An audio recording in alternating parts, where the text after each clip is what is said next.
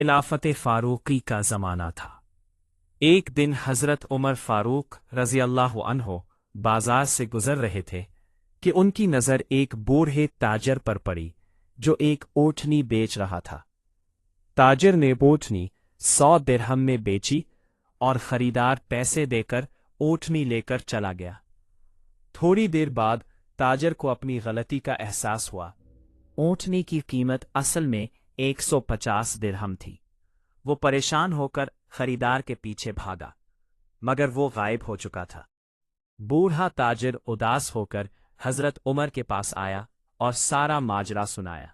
हजरत उमर ने फौरन मुनादी कराई, ए लोगो, जो शख्स आज बाजार से ऊँटनी खरीदे वो फौरन हजरत उमर के पास हाजिर हो।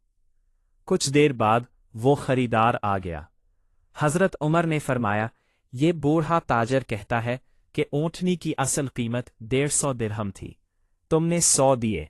अब दो सूरतें हैं, या तो तुम मजीद 50 दिरहम दो या ऊँटनी वापस करो। खरीदार ने अर्ज किया, या अमीर अल मोमिनीन, मैंने इसकी कीमत तय करके खरीदी, कोई धोखा नहीं था। हजरत उमर ने जवाब दिया, रसूलुल्लाह सल्लल्लाहु अलैहि वसल्लम ने फरमाया, मुसलमान आपस में भाई हैं और भाई को भाई पर धोखा देना जायज़ नहीं। अगर तुम राजी नहीं हो तो बैअ फस्ख कर दो।